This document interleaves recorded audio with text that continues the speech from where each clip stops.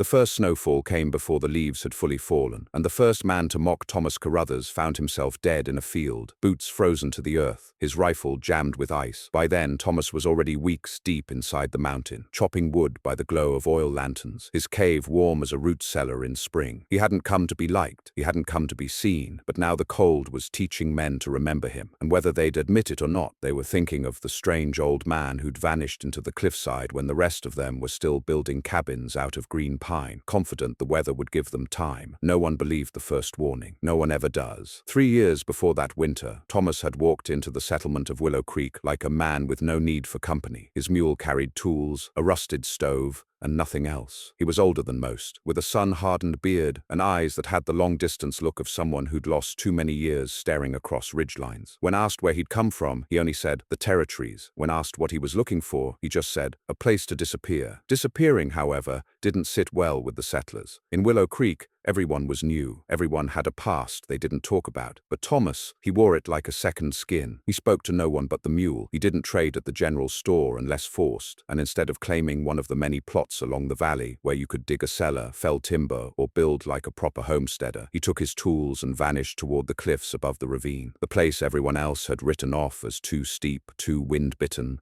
and too full of snakes and cougars. They watched him climb with bundles strapped to his back, watched as he hung a rope down from the ledge and hoisted up sacks of stone and tin, watched as he hauled a rusted stove up by pulley, and when the first winds of autumn came howling through, they laughed, said he'd gone mad, said even a raccoon wouldn't den inside that cliff, said he'd freeze before New Year, but he didn't. The cave had a natural vent shaft and a chimney from the old mining days, long since abandoned by whatever prospector had first drilled into the stone, and Thomas, with his knack for quiet observation, had seen that the rock face faced south, meaning it caught sun even in the deepest months, meaning warmth could be stored. He cleared the debris, laid thick logs across the entry, built a false wall, and sealed the inner chamber tight with pine pitch, clay, and careful stone stacking. It was slow, brutal work no sane man would attempt without help. But Thomas didn't care for speed. He cared for survival. He worked by moonlight and through sleet. He was seen less and less in the settlement, until even his critics forgot to wonder whether he was still alive. That first winter was mild. The second, harsh. The third, it came down like a hammer. December arrived with sleet and hail, a strange sharpness in the air that made old horses scream and dogs go quiet. The mountains went white in a day. The valley froze so fast men couldn't even pull their crops. Wind burst through the pines and shattered windows. Half-built cabins crumpled under the weight of snow. One family lost their baby the first week from cold. Another, their water barrel froze solid, splitting the iron bands. Axes shattered on knots in frozen wood. Boots cracked. Oil froze in lanterns. By Christmas, 6 men had already died. The townsfolk began to whisper, began to regret their jokes. One man, Elijah Toombs, a burly Missouri preacher who'd led the town in Sunday sermons, found himself standing outside the collapsed ruins of his cabin, 3 children shivering in coats too thin, his wife coughing blood. He told himself it was just a cold snap. Just a cursed year. But deep down, he remembered Thomas Carruthers, remembered the way the man never flinched at the cold, remembered how the snow never seemed to stick to his beard. By January, more began to ask, had Thomas known something they hadn't? The cave sat near the top of a narrow rock spine, barely reachable in winter without climbing gear or a mule sure-footed enough to handle ice. Thomas had not seen another soul in weeks. He spent his days cutting wood from a stash he'd prepared in the fall, stacking it near the stove, checking the drip lines from the ceiling. He'd installed leather catchments to collect meltwater. A hand-crank bellows fed the stove without needing to open the iron mouth. The walls stayed warm, even without a fire. He slept in furs, read from a mildewed Bible, and waited. He had not built this place for comfort. He had built it because he knew the world didn't offer second chances. Because once, long ago, when he had lived among others, he'd believed in safety, and it had cost him everything. Now, every log he burned, every stone he touched, was a prayer to never feel helpless again. And yet, despite all that, the knock came. It was faint at first, a sound like a bird scratching stone. He thought it might have been the wind, but it came again, a pause, then another. He crept to the entrance, pushed the false wall aside slightly. Snow blew sideways like powder. Through the flurries stood a shape, thin, hunched, holding something bundled against its chest. A woman. He didn't recognize her. Her face was nearly black with frostbite, lips cracked,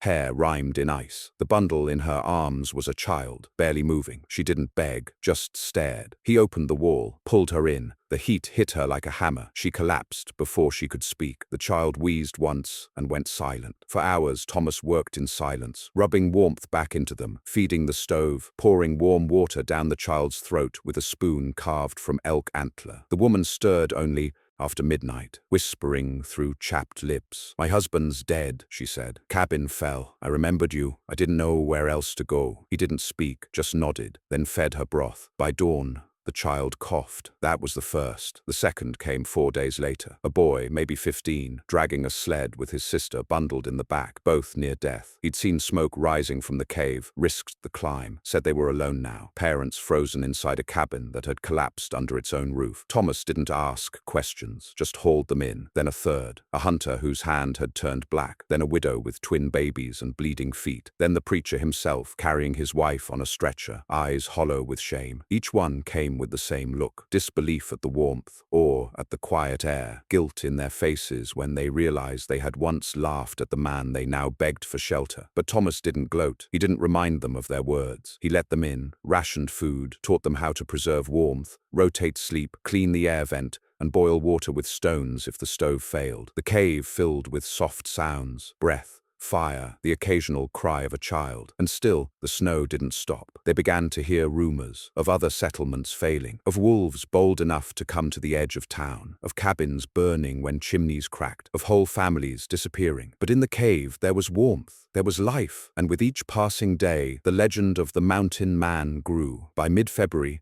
there were 13 souls in the cave, all alive, all breathing, thanks to one man they used to call the mad hermit on the cliff. Outside, the cold had stopped pretending to be seasonal. It clawed like an animal through the valley. Days never got above 0. Nights turned every beam of wood into brittle glass. Those with homes still standing had sealed themselves inside, praying their chimneys wouldn't fail. Smoke became a rare sight. So did gunshots. Even the crows had vanished. But in the cave, the fire never went out. Not once. It wasn't just Thomas's design, or the way he'd insulated the rock face, or the way his stovepipe ran through thick layers of stone, radiating heat instead of venting it. It was discipline, method, the kind that only comes from loss. He had rules. Everyone in the cave knew them. No smoke during the day, no leaving the stove open, no talking near the vent. You slept in shifts. You shared blankets. You didn't complain. Every motion was a gesture of conservation, every bite a calculation, because what they had now wasn't a home. It was a life raft, and winter was the sea. And yet, despite the silence, the cold and the hunger, something strange began to grow. Hope. It was quiet, flickering like a wick on the edge of going out, but it showed itself in small things. A boy humming under his breath while boiling snow, a woman repairing,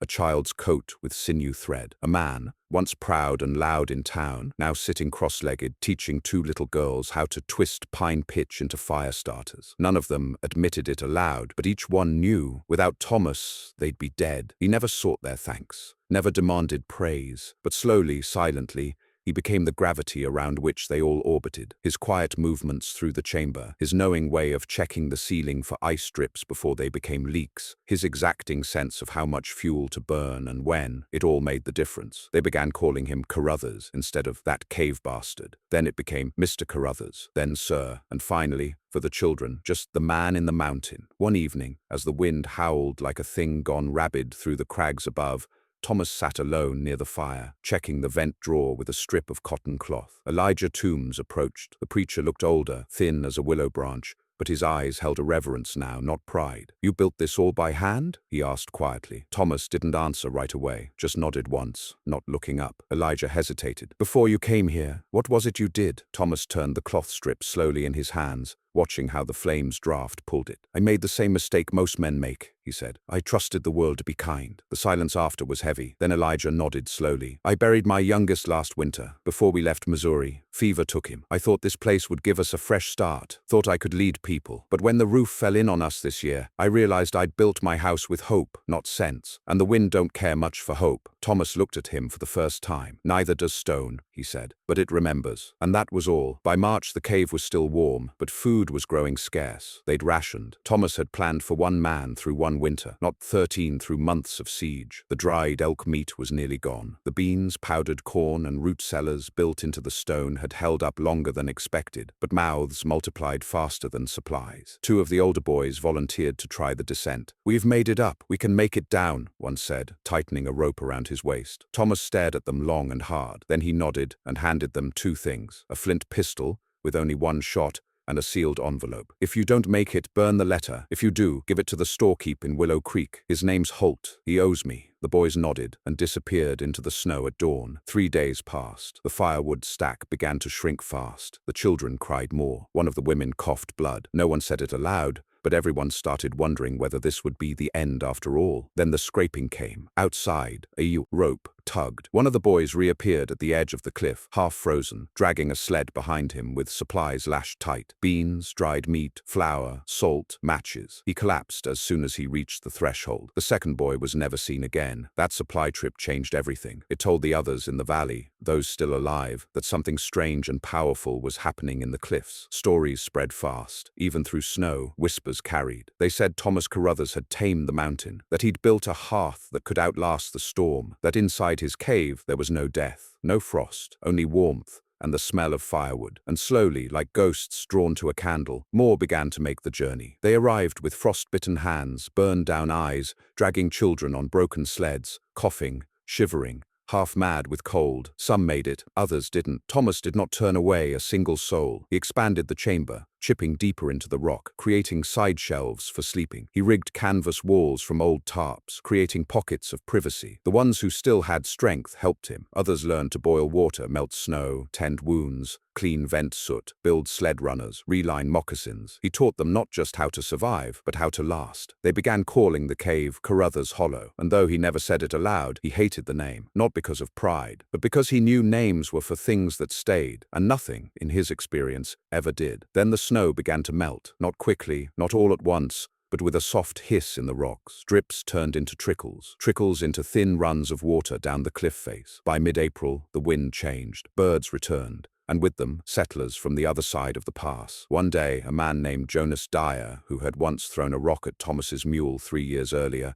stood at the cliff's base, mouth open, eyes wide. He hadn't come to beg, he'd come to understand. Thomas looked down at him from the ledge and didn't wave, just stared. Jonas called up. "They said you had a magic place, that you burned witch oil, or had some devil's stove." Thomas didn't respond. "They said no one inside ever died, that you kept fire without fuel, that you—" "It's just stone," Thomas said at last. "Stone, and knowing how to listen to it." Jonas scratched his head. "Can I see it?" "No," Thomas replied, and he turned back inside. By the end of spring, more than 30 people had lived through the storm in that cave. Not one of them forgot it. Not one of them forgot Thomas. When the thaw came fully, and it was safe to descend, many returned to town. Others moved on west, wiser, quieter, carrying with them lessons they never spoke of, but never lost. Thomas remained behind. He patched the cave, refilled the root stores, planted a hidden patch of beans down below near the ravine. He made no speeches, took no visitors, but he was seen once more, come summer, walking alone into town with a pack on his back. He didn't speak to anyone, just went to the general store, left a wrapped package for Holt, nodded once to a child who recognized him, and walked back up the path into the hills. When asked what was in the package, Holt opened it and found only one thing: a map of the cave with notations, measurements, instructions. At the top,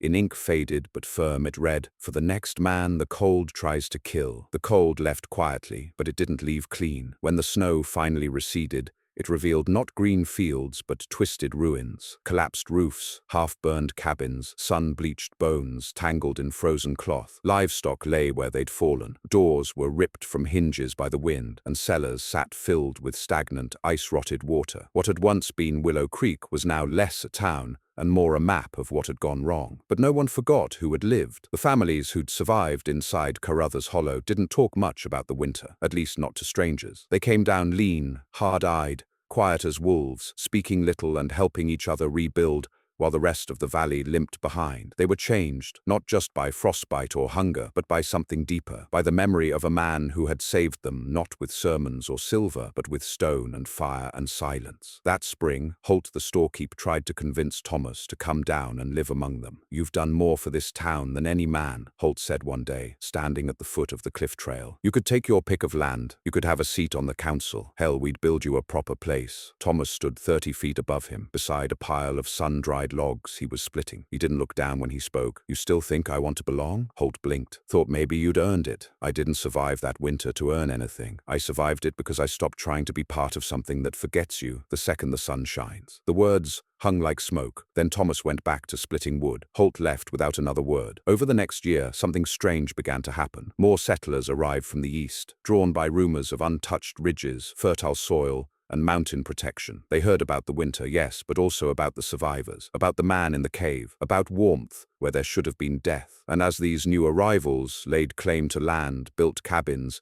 and planned for the next winter, more than a few took a hard look at the cliffs, at the caves, at the old mining cuts, and natural hollows. They stopped laughing when a man spoke of building into stone. In fact, they started copying it. Some dug bunkers. Others used the blueprints Thomas had gifted Holt. A few even tried scaling the same ledge where Carruthers Hollow stood, but none ever made it far. The route was treacherous, even in summer. The shale gave underfoot, and the incline was sharp, and Thomas never came down to help. Then quietly, he vanished. It was September of the following year when a hunter named Clay Wexler, new to Willow Creek and unaware of its deeper stories, decided to take the trail toward Carruthers Hollow to see if the man in the mountain really existed. He returned 3 days later, bleeding from the leg, saying only, "There ain't no more man, just the bones of one." What he meant became clearer when a group of settlers climbed the path days later, carefully, cautiously, bringing rope and supplies. They found the cave still intact. The false wall had been rebuilt, stronger, cleaner. The inside was swept, orderly, warm despite no fire. A few embers still smoldered in the stove. The root storage was half-stocked. A new water catch had been installed, and on the far side of the chamber near the old vent pipe was a small raised stone shelf. Upon it sat a bundle of cloth, thick and wrapped tight. Inside was Thomas Carruthers, or what remained of him. His body was laid out with care, eyes closed, arms folded, beard trimmed, no sign of trauma, injury, or struggle, just stillness. Beside him lay a book, one of the few personal items anyone had ever seen him touch. A Bible, yes, but not one of sermons or pride. Its margins were filled with notes, diagrams,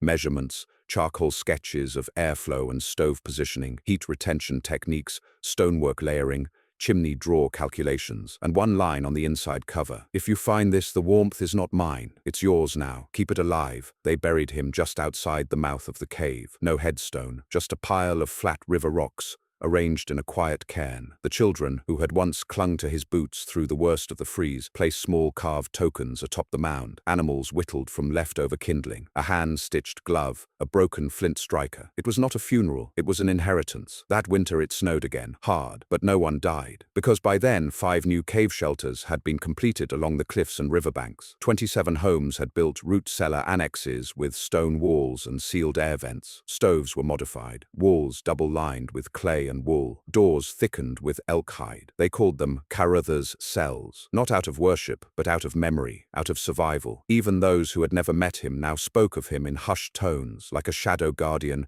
who'd made the first real map through the cold. Parents told their children, "Don't waste heat, Thomas wouldn't," or "Stack your wood, like Carruthers did, tight, dry, high." He had become myth, but not one of magic or miracle, one of logic, of design, of pain turned into blueprint. The preacher Elijah Toombs never rebuilt his cabin. Instead, he lived in a newly cut stone recess along the creek bend, raising 2 of the orphans who had survived that first winter in the cave. When asked why he never went back to wood, he'd say only, "Wood is for warmth, stone is for remembering." His sermons grew shorter, quieter, more about preparation than salvation. And once a year, on the date the frost had first broken during that terrible winter, he climbed to Carruthers Hollow alone and sat at the cairn for hours. Never spoke, never prayed aloud, just sat. There were those who tried to spin Thomas's story into something grand, traveling scribes, newspaper men. One even came from back east, claiming he'd heard rumors of a mountain prophet, a kind of backwoods monk who'd saved a town through sheer wilderness wisdom. He offered coin for interviews, tried to get someone to publish a serialized account. He was turned away, not violently, not angrily, just with the same kind of silence Thomas had always wielded. Because in Willow Creek, the story wasn't a commodity, it was a scar. 2 years after Thomas died, a young woman named Clare, who'd been just a girl during that winter, one of the first rescued with frostbitten fingers and a silent infant brother, took up residence in Carruthers Hollow. She didn't announce it, didn't ask permission. She simply hiked the trail, settled in, and began tending the stove the way she remembered him doing, feeding it small, slow-burning logs, sweeping ash every morning, checking the airflow daily. She brought with her new charts, tools, an iron-bound journal. She wasn't hiding, she was studying. Locals whispered, asked why she, of all people, would return to the place where she'd nearly died, why she'd choose to live alone in a cave when the town below had grown stronger, warmer, safer. Clare answered once. "I'm not alone," she said. "He's in every stone." And that was that. She became the second keeper of the hollow. By the 5th year after the storm, no one laughed at the cave anymore. No one mocked the idea of stone homes or cliffside chimneys. And no one built cabins without at least checking the airflow first. Because the man they'd once called crazy had outlived them all. Not in flesh, but in fire. The mountain didn't speak, but it remembered, and the settlers, once brash and eager to tame it with hammers and saws, now learned to listen. By the time Clare had spent 2 winters in Carruthers Hollow, the settlement of Willow Creek no longer looked like a frontier town clawing itself into the dirt. It looked like something enduring. Stone-faced homes, root cellars that mimicked the curve of natural caves, chimneys not just poking into the sky, but burrowed into earth or anchored into shale. Even the schoolhouse was built with double-thick walls of packed stone and lime-washed wood, a design based on Thomas Carruthers's old notes, copied down from his Bible margins and passed hand to hand like scripture. No one ever claimed they understood him, but they followed what he left behind like breadcrumbs in the frost. Clare didn't just keep the cave warm, she turned it into a kind of sanctuary. She taught the children who hiked up to visit, not with lectures, but with action, how to read the wind from vent flickers, how to smell creosote build up before smoke betrayed them, how to scrape ice from the inner stone where drip lines formed, how to harvest heat from the stone without losing it to careless hands. But she didn't try to become Carruthers. She honored him by not turning his cave into a shrine. She lived there, worked there, carved out her own space within its logic, and then, one spring morning, she vanished. The search lasted 8 days. Tracks led down the ravine trail, then disappeared at the frozen stream where the meltwater surged too fast for snow to hold a print. Some said she went west, others thought maybe she slipped. A few whispered of wolves, though none had been seen that year. But in the cave, nothing was missing. Her coat still hung on its peg, her boots, well worn and patched with sinew, rested beside the stone hearth. Her journal remained open on the table, a page half filled with notes about vent pressure and soot angles. The last line read, "He listened to the stone. I'm beginning to hear it too," and nothing more. They waited 2 weeks, then a month. Eventually they stopped searching. But no one moved into Carruthers Hollow again. Not for years. The town changed, not all at once, not in obvious ways, but the laughter softened. The pace of life slowed in winter. Fires were tended with care. Children were taught to carve more than just toys. They learned to shape insulation tiles, sew double-lined gloves, hang pots that retained heat evenly. It became a town of quiet preparation, of people who understood that survival wasn't an act of defiance. It was a discipline, a choice made each day, not in grand gestures but in careful ones. The right log split, the correct stone stacked, the meal rationed just enough, and each of those small acts traced back in some way to the man in the cave. They didn't hold festivals for him, no monuments, but every winter when the frost came thick and the first snow bent the pines low, families gathered indoors and told the story again, softly by the fire. How one man, mocked and forgotten, built warmth into stone. How he didn't run from the cold, but built a place it couldn't reach. How he took in the ones who'd laughed at him. And how, in the end, when everything else froze or failed or fell, the mountains stayed warm. Then, in the 13th winter, after the great storm, a boy named Matthew Cross climbed the trail to Carruthers Hollow. He was 16, tall for his age, but gangly, nervous, a leather pack on his back, a journal in his coat pocket. He had no great plan, only questions. He was the youngest son of Mary Cross, the woman who had arrived at the cave that first winter, child in arms, frost-bitten to the bone, and collapsed at Thomas's feet. She had survived. The child too. That child was Matthew. He had heard the story 100 times, had memorized every detail, knew the name Carruthers before he could write his own. And though his mother had always said, "Don't let the story make you lonely," Matthew had always felt something pulling at him when the cold came, a kind of call, So he climbed. He found the cave still intact, cold but whole. No one had been inside in years. Dust lay thick. Moss covered the edges of the threshold. A squirrel darted from the vent shaft when he opened it, but the bones of it all were there. The logic, the warmth, waiting in the stone. Matthew set his pack down, built a small fire, not much, just enough to wake the walls. He stayed 2 nights, wrote 10 pages in his journal, sketches, questions, thoughts. When he returned to Willow Creek, he didn't tell anyone right away, but he came back the next month, then again, every season, and soon he began speaking with others, quietly, intentionally, young folk mostly, ones who had heard the stories but not lived them. He shared the drawings, the measurements, the airflow techniques. He didn't call it a movement, he called it listening. Within 3 years, a new generation had taken to the cliffs, not to live full-time, but to learn, study, build temporary shelters to test ideas, develop new methods, harvest winter vegetables using ground heat and snow insulation, experiment with natural rock filtration for meltwater. They called it Carruthers practice, not because they wanted to mimic him, but because they understood he hadn't been trying to build a monument. He just wanted to never be cold again. The town kept changing. New settlers came, but they arrived into a culture of quiet resilience. They found the roots already deep, homes better built, people slower to panic, faster to help. The general store now sold stone stoves alongside flour. Children could recite chimney drafts like hymns, and every spring someone hiked the trail to Carruthers Hollow, not to take over, but to make repairs, tend the hearth, leave supplies. It wasn't a cave anymore. It was a lighthouse, not for ships, but for souls caught in storms. Back east, the world moved on. Trains connected cities, telegraphs clicked out news, wars began and ended. But in Willow Creek, the mountain remained the same. One year a government man arrived, sent to survey lands for mineral rights. He heard the stories, laughed at them, called them cabin fever myths. Then the snow fell unexpectedly that November. He barely survived, spent 12 days in one of the Carruthers cells, saved by a woman who had trained at the Hollow. When he limped back into town, hollow-eyed and humbled, he didn't laugh anymore. He left the mountain off his report. Thomas Carruthers never asked for followers. He never wanted to be remembered. But because he chose to live like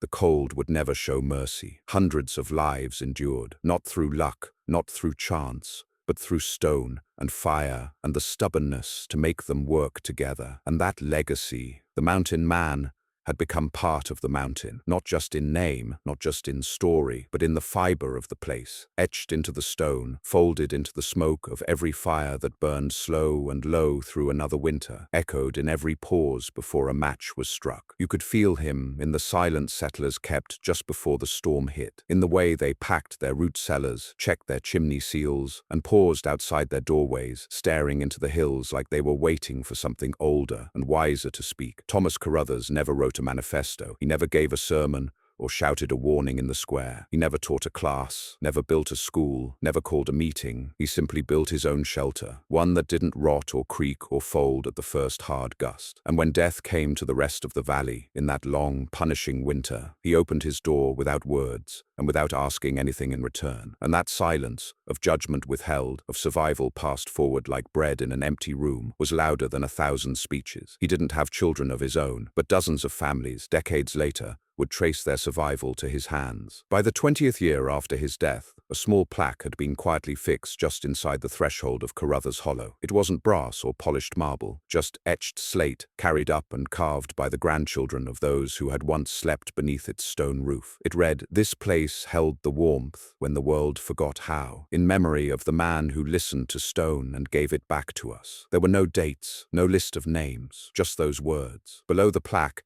a set of journals was kept in a sealed cedar box. Clare Darrow's weather log, Matthew Cross's airflow notes, early construction sketches from Thomas's Bible margins, copied by hand, a practical archive, a set of instructions, not memorials. Every child in Willow Creek, by the age of 10, knew how to seal a vent line. Every family owned at least one tool made from Carruthers designs. Even in summer, homes were inspected monthly for heat retention flaws, not because frost threatened, but because it was the way now. They didn't see it as fear, they saw it as preparation, as respect. It wasn't until the 50th year that someone dared to write it down in full. An old man by then, Matthew Cross had become the unofficial historian of Willow Creek. He'd never left, never married, never taken over any seat of authority. But people came to him with questions the way they might go to a blacksmith for nails. He knew how things had been, and more importantly, he knew why they'd changed. His manuscript was bound in stitched elk hide, a humble thing of thick pages, and firm ink. He titled it simply, Heat from Stone, The Life of Thomas Carruthers. It was not romanticized. He left in the silence, the gruffness, the hard edges, the fact that Thomas could go days without speaking and never once seemed to seek kindness. But he also told the truth of the cave, of what it had become, of how a man's refusal to bend to nature had, in the end, taught a whole town to bend with it. The manuscript was never published, but copies were passed hand to hand, and in hard winters, neighbors still read it aloud beside their hearths, not to remember pain, but to remember possibility, to remember that warmth isn't always found in fire, but in the shape of stone.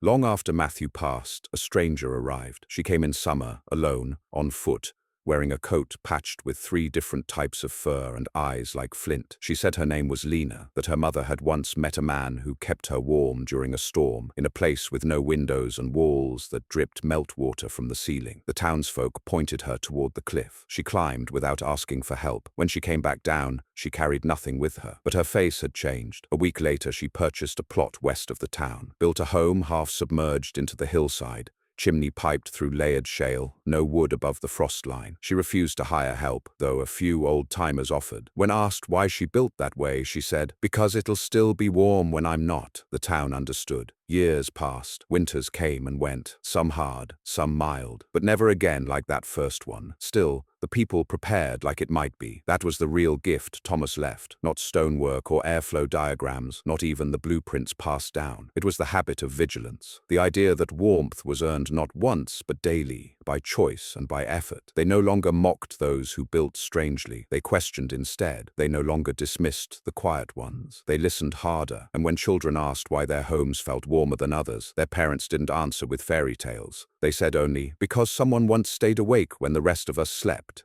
One final story. It came from the son of the preacher Elijah Toombs, now a grandfather himself. He claimed, near the end of his life, that in his younger days he'd once tried to spend a week alone in Carruthers Hollow, just to see if he could understand what the old man had known. On the 3rd night he woke to silence so deep it hurt his ears. No wind, no snow, no creaking, just the warm breath of stone and a faint crackle from the stove. And in that silence, he said, he finally understood. It wasn't the warmth that saved them, he said to his grandchildren, voice brittle with age. It was the waiting, the patience to be cold long enough to find out where the heat truly came from. So the man who'd once been mocked for living in a cave, the one who disappeared into the cliffs while the rest hammered cabins into clearing after clearing, the one who was laughed at in summer, cursed in autumn, and remembered in winter. He didn't become a legend through miracles. He became one by refusing to freeze. And in doing so, he taught a town how to live, not just to survive winter, but to listen to the mountain and to one man's quiet answer to it.